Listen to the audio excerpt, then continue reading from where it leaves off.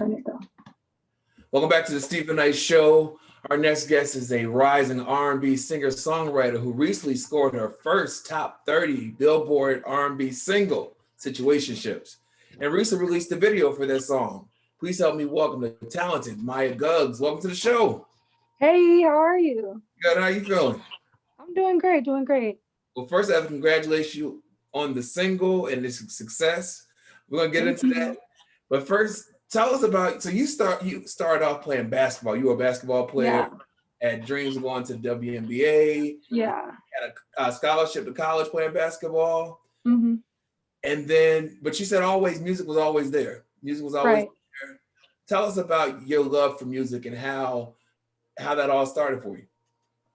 So, I mean, I've been playing basketball since I was in 3rd grade. So, I mean, I was just having so much fun with it. That's why I was playing it. Yeah. But it just became, especially because I played in college, so it just became like a hassle and not fun. Because like going to school is already difficult in college as is. So then being a student athlete, I was just like, yo, I really don't have to do this. I could just do music and have way more fun.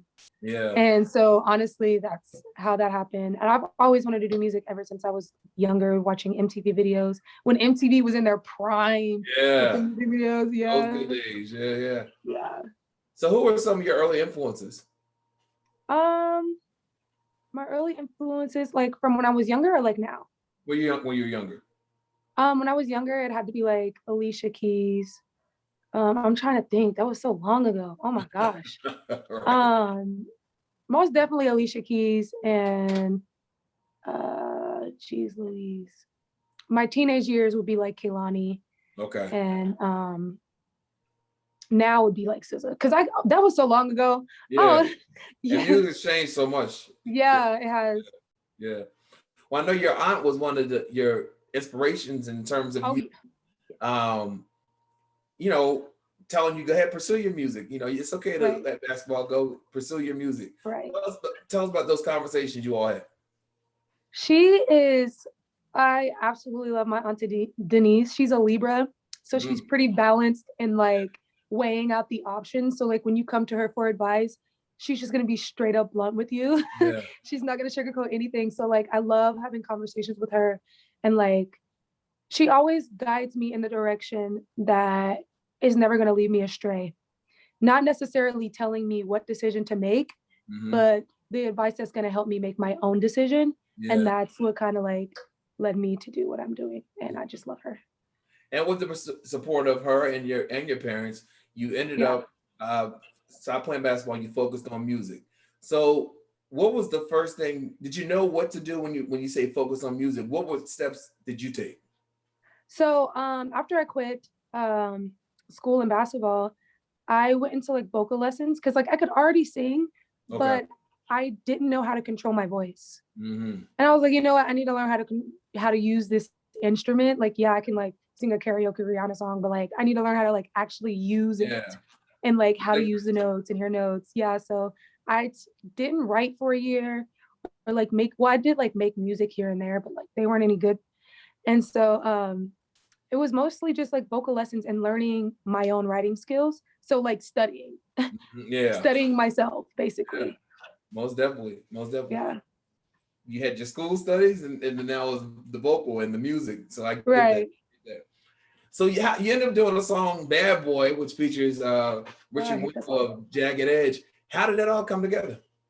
So Tone actually helped me get with Wingo, and honestly, I don't like my verse in "Bad Boy" just because like it just wasn't me, and I was still learning.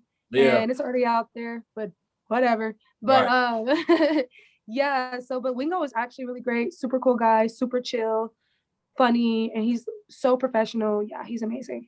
Yeah, and I know you said your parents, your mom, your aunt, and all of them. Oh my God, yes. So when they found out you worked with him, what did they say?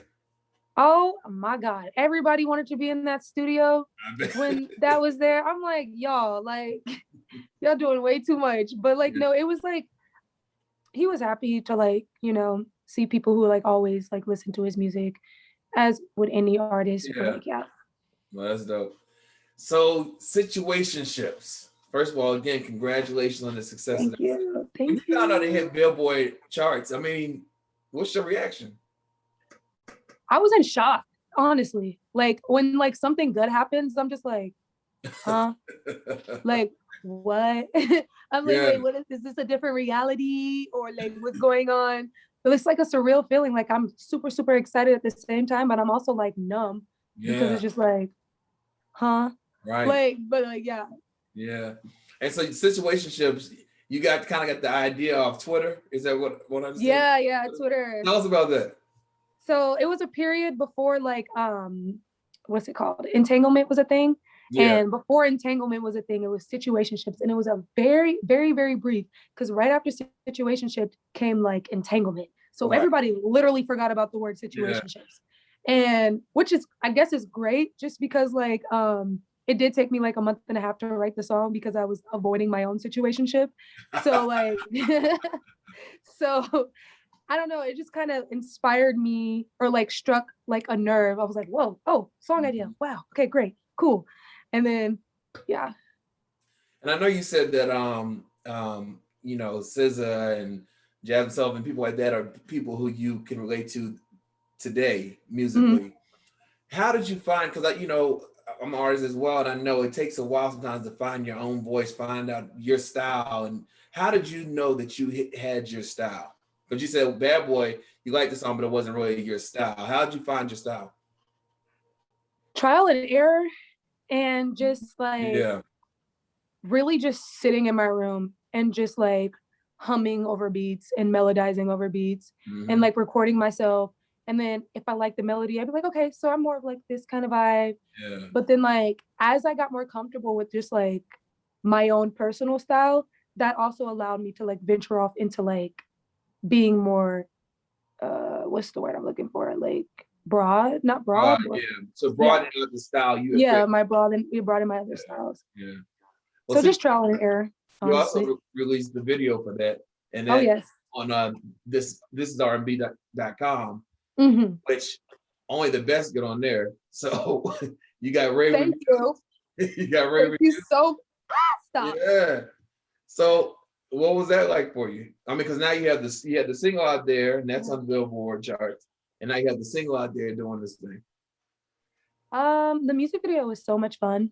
It didn't even like because if you've ever done a music video before, anyone who has ever done it knows that they're not fun at all. Actually, It's a lot it's of time consuming. You're shooting the same shot over and over and over and over. But this music video didn't even feel like an actual music video. I don't know if it's because it was just like me and my sister and all of our friends, and we yeah. were just effing around on Venice Beach. But I don't know, but yeah, it didn't feel like a music video.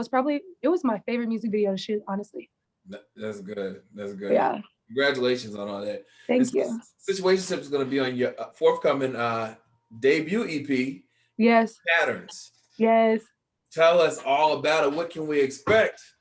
So patterns is basically just like the patterns that I've noticed in like my relationships that I want to get rid of, or maybe that are a little toxic, or maybe I want to keep. And so it's just like the patterns that I've noticed, and I'm just like, Yeah. I'm like confronting myself basically. So Wow. I'm like, these are your patterns, sis. Yeah, here it is. So when you're writing those songs, is it cathartic or is it what is it? How does it help you in your just normal life?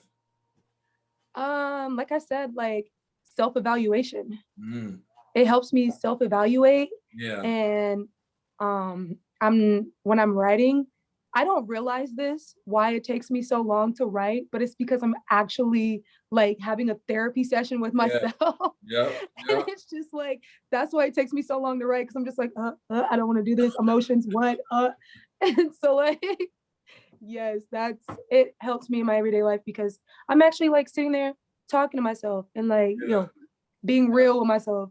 Well, A we lot all of do people that. are That's real with good. We themselves. can do that. Yeah. And talk to Yeah. yourself. Yeah. So when you're writing songs for the EP, how do you know which ones you want to put on there? What's your process of choosing those? So like this EP was literally like 7 other different EPs before it was this one. And so I feel like what helped me the most is if I'm really attached to a song. Like Yeah. I just have like this instinct, like Hmm. this like intuition, gut feeling like that one's going Yeah. on there regardless. Sorry, that's it. I don't Yeah. know. It's just a very quick decision. I'm like, yep, that's the one. When it's all finished and done, I'm like, yep, that one's going there, or Yeah. that one's going there. Yeah. I get that. I get that. If I have to question it, then I'm just like, maybe not. Have you had a song that you recorded maybe that you didn't really care for, but you let someone else hear it? They're like, that song is dope. Have you had that experience? Or do you go off your own gut? Yes, I've had that experience. The song's not out though. It's not out. I might drop it on SoundCloud just for shits and giggles. So you know, you're new in your career, even though you've been studying and you're putting out music and you know the success of this new single. What do you want to accomplish as an artist? I just want to help people understand their own emotions and help them know that it's okay to be human. We're all human on this earth, living a human experience. And so, because like I said, because my writing process is so long, because I'm confronting my own emotions, you get frustrated with your own emotions. And it's just like, that's okay. Like, that's normal. Like, it's fine. I promise you the world is not going to end. Right. And so I just want people to like understand their own emotions, because I've had so many of like my friends and family, when they heard my song on the radio, they're like, oh my gosh, I can relate to that so much. I'm like, okay, great. Then I'm doing something right. Exactly. I'm doing something right. Yeah. Well, I'm very excited for what's to come and already success you've had. Tell everyone the best place to keep up with you with everything you have going on. You can follow me on Instagram at MIYAGUGGS for more of me and my annoying self. And yeah.